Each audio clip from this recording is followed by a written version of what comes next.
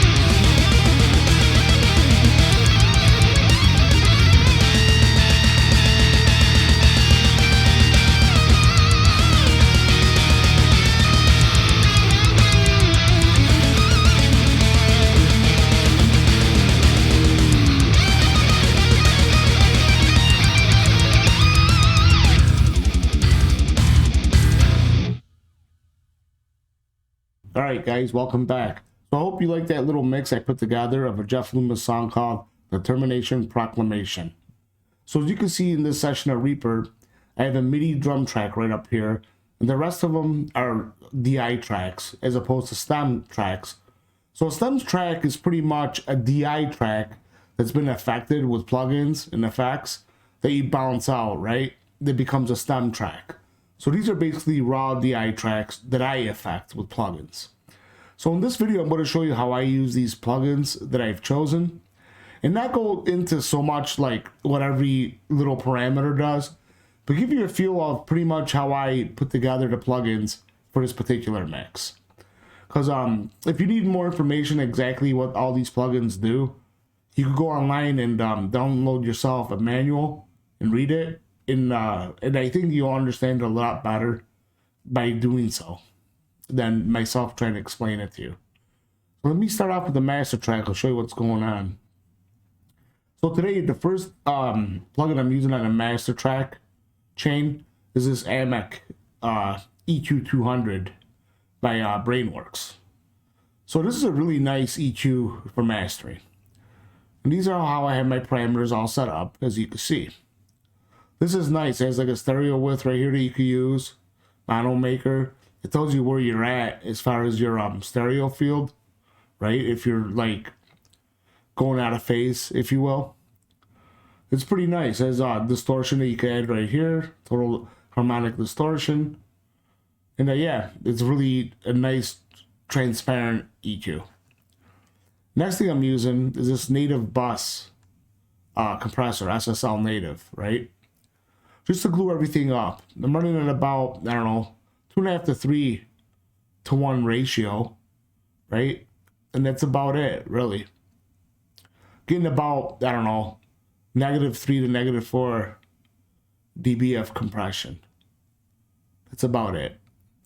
Next, I'm running into this SSL native saturator, just to add a little bit of harmonics and a little tiny bit of distortion, if you will, to the whole mix. But again, very light, as you can see. Next, I'm running into another SSL native plugin for stereo imaging. All right, which this is pretty nice to use as well. Then finally, I'm running into No Zone 9 Maximizer Limiter, just to adjust my final volume levels and such. Probably getting about, I don't know, -3, -4 decibels of reduction. Not much. So I have these two plugins right here. This one right here that I like using just to see where I'm at. You know what I'm saying? And I like using this plugin as well to kind of marry up with this one in combination with each other, right? It tells me a lot about what's going on in the mix. So that's it, guys, for the master track plugins. Moving on to drums, using Superior Drummer 3 death metal kit with a preset that I made, so that I don't have to, do it every single time. Here's a mixer portion of it. Everything is EQ'd as far as high passing and low passing. Some stuff has compression on it going to this track right here, this auxiliary track right here. But it's pretty standard stuff. And then I'm running into this new SSL plugin from Waves, which I really like, called the EV2. And a little bit of EQ, a little bit of compression to the drums, right? I'm running the EQ before the compressor. That's what the split is right here. I'm also running a little bit of filtration, if you will, about 40 hertz. And this one right here, 16K, right? And I'm boosting the bass, as you can see right here. Pretty basic, really. So moving on to the bass track. So I'm running two bass tracks, right? One's more of a clean sound and one's more of a distorted sound. As you can see, this is running Parallax Arc Reactor preset as such for more of the lower clean tones. As you can see. As you've seen on other videos that I've done. Same thing. Then I'm running Mammoth Aurora DSP for the more dirtier bass tone. And then I blend them together, right? Which I really like. Feeding into this bass bus right here. Where I'm EQing at high pass about 60 hertz, low pass about 4700 hertz. And I have this bump right here at about 1000 hertz, just to let the bass cut through a little bit more. Then I'm running into this Purple Audio MC77 compressor, just to give it a little bit more oomph to the overall bass sound. Yeah, and I really love this compressor. So Brainworks are pretty much the only game in town that has this feature right here, this TMT technology, which is pretty nice. You could basically simulate somewhat a real console, because you could change channels as such, as I'm doing right now, and each channel on a real console sounds slightly different from one another. So it's pretty cool that you could do that with this. It's pretty neat as such. And again, this has headroom, your sidechain filtering, mono maker, stereo width, and then it's parallel mix. Pretty nice. All right. So moving on to the guitars. So we have a total of 4 guitars, rhythm guitars, right? Not quad track. They're dual track guitars, but 4 guitars playing different parts. And then a solo guitar. Feeding into this, the rhythm guitars are feeding into this guitar bus right here. So I'm pre-EQing at, before the amp, high passing at 97 hertz, low pass at about 6200 hertz. Then I'm running into this STL Amphub Eagle Power V1 amp, which emulates an Eagle Savage amp, if you will, 4-channel amp. So this amp's great. You get, clean tones, crunch, high gain lead tones, if so it's very good. So I'm running an overdrive in the front as well, as you can see. These are my settings that I'm running. I am not running this internal cab section, even though it is pretty good. I'm just not using that today. And I'm using a little bit of EQ in the effects portion of the plugin. All right.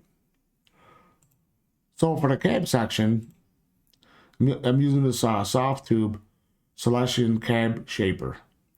So you can see I'm running a Vintage 30 on this side with a dynamic 421 mic. On this side I'm running Selection G12M Greenback with a dynamic 57 mic, blended, right? And this is a really nice plugin, man. You could do a lot with this. I mean, you could change the speaker diameter, like, it's silly, right? You could change it. Let's see, I'll show you real quick. You go up to like a 24-inch speaker, which is silly, right? But yeah, this has more parameters than you'll ever need to adjust. But it's fun. So next I'm going into another Pro Q3 EQ after the cab section, where I'm high passing again at about 100 hertz, 97 to 100 hertz. Low pass about 6500 hertz. Take out these two frequencies, which I don't like. And I dip this down at about 500 hertz. And this is running dynamically as well, so that I don't lose everything that I'm filtering out, right? Then I'm running into this multi-band compressor just to tame the pod mutes, in which you could tell that you need this if you EQ your track and you see like bass frequencies popping up right here, you know, when it pod mutes, you need a multi-band compressor there to tame it down a little bit. That's how you know it's needed. I don't know why I did that. All right, there you go. Then I'm running into this SSL native saturator.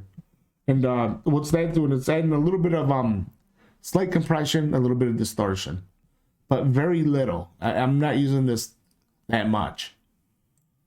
Going to this Pultec EQ by Softtube, which I really like using a lot.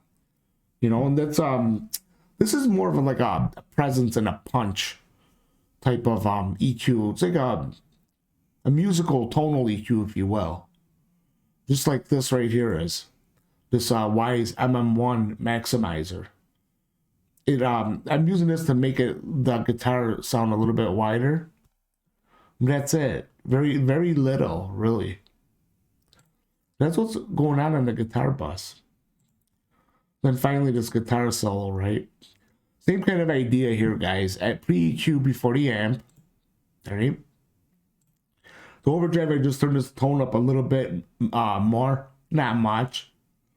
No cab section again. So this time for the effects, I'm running the EQ still and a little bit of delay.